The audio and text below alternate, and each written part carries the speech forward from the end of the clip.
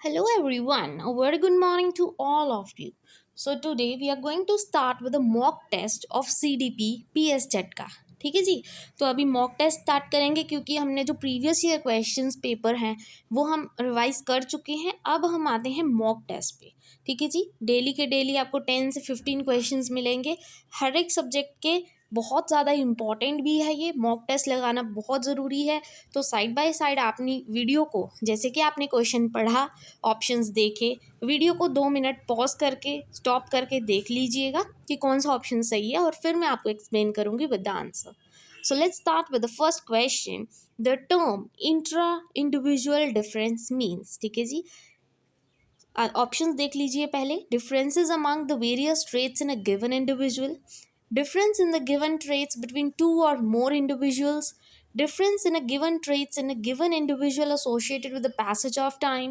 या fourth option, difference in the given traits in a given individual associated with errors of measurement. तो देखिए जी, सबसे पहले चीज़ एक होती है इंटर, एक होता है इंट्रा. ये दोनों चीज़ें तो आपको पता होंगी. ठीक है जी. एक होती है इंटर, एक होता है इंट्रा. इंटर क्या होता है? जो दो पर्सन्स के बीच में हो, चाहे वो कम्युनिकेशन हो, जो दो पर्सन्स की बात करें, वो होता है इंटर. ठीक है, क्योंकि inter between two peoples. Intra होता है अपने आप में. तो उन्होंने बोला अपने आप में जो डिफरेंसेस है उसका मतलब क्या है. इंट्रा इंडिविजुअल डिफरेंसेस का मतलब. ठीक है. सो सबसे पहले देख लीजिए, जब जहाँ पे दो इंडिविजुअल्स की बात हुई है वो ऑप्शंस तो नहीं होगा. टू एंड मोर इंडिविजुअल तो नहीं जी, क्योंकि इंट्रा की बात हुई है, इंटर की बात नहीं हुई है. Right. Given trait in a given individual associated with the time. Time के साथ साथ जो डिफरेंसेस आते हैं, नहीं जी, पर्सन ने अपने डिफरेंस की बात की है. Differences in a given trait in a given individual with the errors of measurement. Measurement की बात नहीं हुई है. यहाँ पे आते हैं differences among the various traits in a given individual. Differences का मतलब क्या होता है? इंडिविजुअल डिफरेंस का मतलब क्या होता है कि एक इंडिविजुअल में ये कैपेसिटी है या दूसरे में वो पोटेंशियल नहीं है, वो होते हैं डिफरेंसेस. ठीक है. तो वो कौन से ट्रेड्स हैं उस इंडिविजुअल में दूसरे से डिफरेंट या खुद से डिफरेंट, अगर मैं बात करूँ, उसको इंट्रा इंडिविजुअल डिफरेंस बोलते हैं. Got it. इंडिविजुअल डिफरेंस समझ आ गया, दूसरों से अलग. इंट्रा की बात हुई है तो अपने आप में कौन से ट्रेड्स हैं जो दूसरों से अलग हैं. तो फर्स्ट ऑप्शन बिल्कुल करेक्ट होगा. That is differences among various traits in a given individual. I hope first question is clear to you. Now comes up with the second question. तो ध्यान से क्वेश्चन पढ़िएगा, इंपॉर्टेंट है ये questions. Ultimately the effectiveness of the school programme as it affect a child depends upon. पहला, effectiveness of checking and supervision, cooperation and participation of community, या competence of teachers and suitability of the curriculum. तो इन्होंने बोला कि जो effectiveness है school programmes की, school में कोई भी एक्टिविटीज़ करवा रहे हैं, कोई भी प्रोग्राम है, इवेंट है, कुछ भी कराया, आपको पता है वो कहीं ना कहीं बच्चे को तो इफ़ेक्ट करता ही है. तो वो किन चीज़ों पे ज़्यादा डिपेंडेंट है. ठीक है. कौन सी चीज़ है जो मेन रोल प्ले करती है, क्योंकि बच्चे पे तो प्रभाव पड़ता है. तो स्कूल में कौन सी ऐसी चीज़ है जिसका प्रभाव बच्चे पे सबसे ज़्यादा पड़ता है. तो देखिए, चेकिंग और सुपरविजन का प्रभाव बच्चे पे ऐसा कुछ नहीं पड़ेगा. बच्चे की डेवलपमेंट की बात हुई है. Cooperation and participation of community की बात नहीं हुई है. सूटेबिलिटी ऑफ करिकुलम इतना है नहीं, मतलब है तो पॉजिटिव है, but the thing is main जो बच्चे अफेक्ट होते हैं जिस चीज़ से, वो होता है competence of the teacher. Teacher कितना कॉम्पिटेंट है, जो पढ़ाने वाला है उसको खुद को कितना आता है जो बच्चे को सिखाएगा, और इससे बच्चे पर इफ़ेक्ट पड़ेगा. बात स्कूल प्रोग्राम की हुई है कि स्कूल में ऐसा क्या करिकुलम होना चाहिए. ठीक है जी. उसमें क्या है, पहले टीचर कॉम्पिटेंट होना चाहिए, टीचर ट्रेंड होना चाहिए, जिसका बच्चे पे ज़्यादा इफेक्ट पड़ेगा. ठीक है. आंसर्स चाहे सारे पॉजिटिव हो, but the thing is more positive आप देखोगे कि बच्चे पे सबसे ज़्यादा इफेक्ट किस चीज़ का पड़ेगा. I hope this question is also clear to you. So now comes the next question. A common measure for assessing the group structure is. तो देखिए जी, ग्रुप स्ट्रक्चर आपने असेस करना है. ग्रुप स्ट्रक्चर एक्चुअल में क्या होता है कि जैसे कोई टीचर है, कोई कोलैबोरेटिव एक्टिविटी करवा रही है, आप देखोगे कि ग्रुप में जैसे एक पर्सन है, दूसरा पर्सन है, तीसरा पर्सन है, इन तीनों का एक दूसरे से कैसे रिलेशन है. अच्छे रिलेशंस हैं, बुरे रिलेशंस हैं, कोई किसी की चुगली कर रहा है, कोई अच्छा है, वो नहीं है। तो ये सब चीज़ें देखनी है कि वो कैसे एक दूसरे से इंटरकनेक्ट हैं।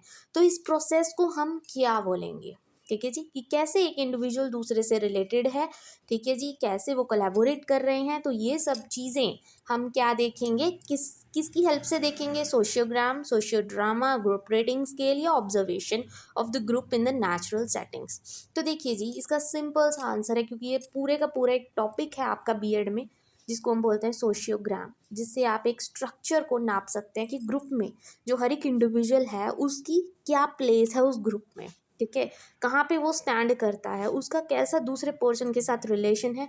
तो ये सब चीज़ें कब देखी जाती हैं, विद द हेल्प ऑफ सोशियोग्राम, ठीक है, ये एक टेक्निक है।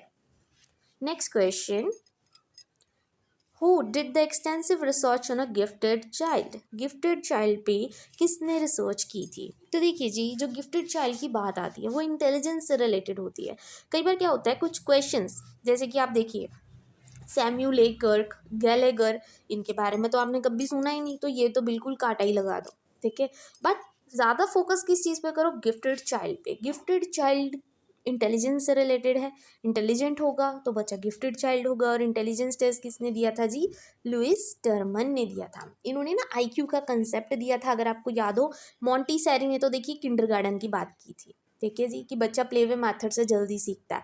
तो ये तो नहीं है, यहाँ पे गिफ्टेड चाइल्ड की बात आई है। और आपको पता होगा टर्मन ने आईक्यू का कंसेप्ट दिया था। आईक्यू का फॉर्मूला आप सबको पता होगा, क्योंकि कई बार क्वेश्चन आ जाता है। Sorry, IQ that is mental as upon chronological age into 100, ठीक है जी, ये कंसेप्ट दिया था टर्मन ने।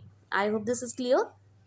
Next, according to Howard Gardner हमें पता है थ्योरी ऑफ मल्टीपल इंटेलिजेंस इन्होंने दी थी, कि हर एक इंडिविजुअल में एक से ज़्यादा इंटेलिजेंस होती है, ठीक है। इंट्रापर्सनल थी, इंटरपर्सनल थी, नेचुरलिस्टिक की बात की थी, लैंग्वेज में कोई अच्छा होता है, ठीक है जी। तो स्पेशियल इंटेलिजेंस की बात की थी, बहुत सारे इंटेलिजेंस, मतलब 7 से 8 इंटेलिजेंस थी, ठीक है। तो इनमें से कौन सी स्टेटमेंट होवर्ड गार्डनर्स के अकॉर्डिंग ट्रू है, उनकी इंटेलिजेंस के अकॉर्डिंग। सबसे पहले, intelligence is not a single entity. तो ये तो बिल्कुल सही बात है, इंटेलिजेंस सिंगल थोड़ी होती है, 7 से 8 मतलब, और बहुत तरह की इंटेलिजेंस होती है। कोई किसी चीज़ में अच्छा होता है, कोई किसी चीज़ में इंटेलिजेंट होता है, राइट। दे आर इंटरडिपेंडेंट, बिल्कुल सही बात है। Different type of intelligence interact and work together, ये बिल्कुल सही बात है। तो all of the above is the correct answer. तो आपका 4th ऑप्शन बिल्कुल करेक्ट हो जाएगा, right. Next question, when was the national policy on person with disabilities enacted in India। तो देखिए जी, ये तो चलो फिर सीडीपी में से आया। कई बार क्या होता है कि जो जो पीएस टेट वाले हैं ना, कंसेप्चुअल क्वेश्चंस, फैक्चुअल क्वेश्चंस बहुत ज़्यादा डालते हैं। कई बार क्वेश्चंस क्या होता है, सोशल स्टडीज़ में से आ रखे होते हैं सीडीपी में, ठीक है। तो कुछ इंपॉर्टेंट जो भी क्वेश्चन होंगे मैं ज़रूर आपको करवाऊंगी, जो आए हुए हैं पिछले पेपर में, ताकि आपको आइडिया हो जाए। कई बार वैसे ही क्वेश्चन पूछ लेते हैं। तो अभी आते हैं इस क्वेश्चन पे कि जो नेशनल पॉलिसी है ऑन पर्सन विद डिसेबिलिटी कब स्टार्ट हुई थी। तो वो 2006 में हुई थी, 2006 में, ठीक है जी। I hope this is clear. देखिए जी, 1968 की बात करोगे तो एनईपी की बात है, ये नेशनल एजुकेशन पॉलिसी, ये भी एनईपी की बात है, ठीक है। फर्स्ट जो 1968 में आई थी इंदिरा गांधी ने स्टार्ट की थी, 1986 में राजीव गांधी आए थे, 2000 अभी जाके 2000 में क्या है, नरेंद्र मोदी ने स्टार्ट की थी एनईपी, ठीक है। तो ये सारे एनईपी वाले हैं। पर्सन विद डिसेबिलिटी एक्ट 2006 में आया था। Next question, survival needs motivate the organism to. अब देखिए, उन्होंने ना बोला कि आपको मैस्लो की थ्योरी पूछी गई है, उन्होंने सिंपल सर्वाइवल नीड्स बोल दिए, ठीक है। अगर आपको कंसेप्ट क्लियर है, मैस्लो की एक थ्योरी थी, मैं आपको दिखाती हूँ पहले। जो मैस्लो थे, उन्होंने एक हायरार्की दी थी, मैंने ये नोट्स में भी आपको करवाया, जो सीडीपी के मैराथन थे, सीटेड वालों को करवाया था, राइट, ठीक है। तो उन्होंने बोला था, जो मैस्लो थे उन्होंने ना एक हायरार्की दी थी।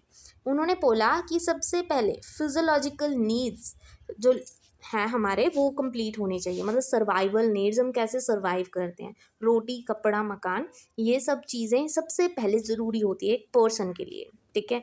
फिर उन्होंने बोला सेफ्टी नीड्स मतलब रोटी कपड़ा मकान तो है, कितने टाइम तक चलेगा, उसके लिए प्रॉपर जॉब भी चाहिए, सेफ्टी चाहिए ना कि हाँ हाँ पैसे आ रहे हैं तो हम खाना पीना अच्छे से हो जाएगा, तो वो होते हैं सेफ्टी नीड्स, वो दूसरे नंबर पे आते हैं, ठीक है। बट सर्वाइव करने के लिए सबसे पहले जो ज़रूरी है वो हमारे फिजियोलॉजिकल नीड्स हैं, रोटी कपड़ा मकान। देन कम्स हमारे रिलेशनशिप्स जो होते हैं वो तीसरे नंबर पे आते हैं, ठीक है जी। कि हमें देखिए सब कुछ हमारे पास है, अगर हमारे रिलेशन्स ही नहीं है अच्छे तो ये तो गड़बड़ हो जाएगी, ठीक है। एस्टीम नीड्स, फिर सेल्फ एस्टीम की बात आती है, सेल्फ रिस्पेक्ट की बात आती है, and finally come self actualization. तो मेन जो है वो है हमारा साइकोलॉजिकल नीड्स। तो वही क्वेश्चन उन्होंने पूछा है कि सर्वाइव करने के लिए क्या मोटिवेट करता है ऑर्गेनिज्म को, रोटी कपड़ा मकान, उसको क्या बोलेंगे, to provide for psychological needs. हमारे नीड्स हैं वही तो हमें मोटिवेट करते हैं, राइट, ताकि हम काम करें। अब हमें क्या ज़रूरत है, हम तो घर पे बैठ सकते हैं, बट नहीं जी, हमारे फिजियोलॉजिकल नीड्स हैं, हमें खाना कमाना है, घर चलाना है, तो उसके लिए क्या होगा, मोटिवेशन चाहिए। तो सर्वाइवल नीड्स कौन से होते हैं, physiological needs. I hope this is clear. Next question, इनमें से कौन सा एडजेक्टिव बेस्ट डिस्क्राइब करता है आपको गुड डिसिप्लिन के बारे में। तो अच्छा डिसिप्लिन आप किसको बोलेंगे, जो कंसिस्टेंट हो, मतलब सेम रहे, करेक्टिव हो, जो आपको बात बात पे करेक्ट करे, या प्रिवेंट करे गलतियां करने से, तो गलती तो होगी ही जी, ठीक है। जो आपकी प्रॉपर डेवलपमेंट करे, प्रॉपर डिसिप्लिन उसको ही बोलेंगे जिससे बच्चे की डेवलपमेंट अच्छी हो, ठीक है जी। So B option is the correct answer.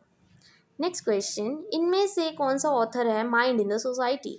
तो देखिए जी, सोसाइटी की बात आ गई, कई बार ना सेम पॉइंट्स दिए होते हैं। सोसाइटी की बात किसने की थी, पियाजे ने तो नहीं की थी, क्योंकि ये तो कंस्ट्रक्टिविस्ट थे। कोलबर्ग ने नहीं की थी, इन्होंने मोरल डेवलपमेंट थ्योरी दी थी। बंडूरा ने क्या किया था, ऑब्जर्वेशनल थ्योरी दी थी। तो बचे कौन, हमारे वागोत्स्की ने 3 तरह की बात की थी, सोसाइटी, कल्चर, लैंग्वेज, बहुत इंपॉर्टेंट रोल प्ले करते हैं बच्चे की डेवलपमेंट में। I hope this is clear. Next question, किन्होंने बुक लिखी थी moral judgement of the child. अब ध्यान दे लेना, चाइल्ड भी है, मॉरल जजमेंट भी है, तो कंफ्यूज मत होना, कोलबर्ग मत करना। इसका सही आंसर है पियाजे, ठीक है जी। नेक्स्ट क्वेश्चन, अगर जेन पियाजे was grading an examination you attempted he will be more interested in.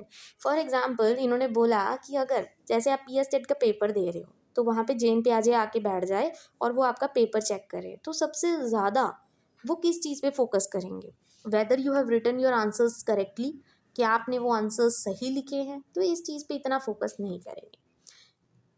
What your opinions about examination is, आपका पेपर को लेके क्या व्यूज़ है, ये तो नहीं इतना ध्यान देंगे।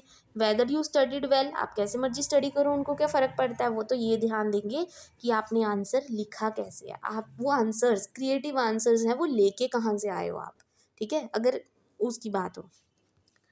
नेक्स्ट क्वेश्चन, ये सेम क्वेश्चन आ गया, repeated again. Next question, in development terminology phenylketonuria refers to, जिसको PKU भी बोलते हैं। तो देखिए ये जो डिसेबिलिटी वाले हैं ना क्वेश्चंस, उनमें से ये क्वेश्चन आया, और देखिए आपने सोचा होगा अरे ये तो कभी हमने देखा ही नहीं। तो इसका सही आंसर मैं आपको बता देती हूँ, ये जो टर्म है यूज़ की जाती है, हेरिडिटी एंजाइम डेफिशिएंसी से रिलेटेड है, ठीक है जी। हेरिडिटी जितनी भी डेफिशिएंसीज होती हैं जो आपके पेरेंट्स को आपको मिलती हैं, उनको बोलते हैं ना। Next question is, the upper part of the body develops earlier than the lowest part. तो हमने क्या किया था, जब भी जो बच्चे की डेवलपमेंट है वो क्या होती है, हेड टू फुट हो, तो वो क्या होगी, सिफेलोकॉर्डल, ठीक है जी। प्रॉक्सिमोडिस्टल क्या होता है, फ्रॉम इनवर्ड्स टू आउटवर्ड्स, ठीक है, जनरल टू स्पेसिफिक नहीं होगी, कॉर्टिकोडिस्टल नहीं होगी, ये सिफेलोकॉर्डल है। क्वेश्चन थोड़ा घुमा के डाल दिया, ठीक है जी। So this is a mock test for the CDP। I hope आज का टेस्ट आपके लिए अच्छा रहा होगा और आपको यूजफुल लगा हो। अगर आपको वीडियो अच्छी लगी हो then please don't forget to like and subscribe my channel. Thank you very much.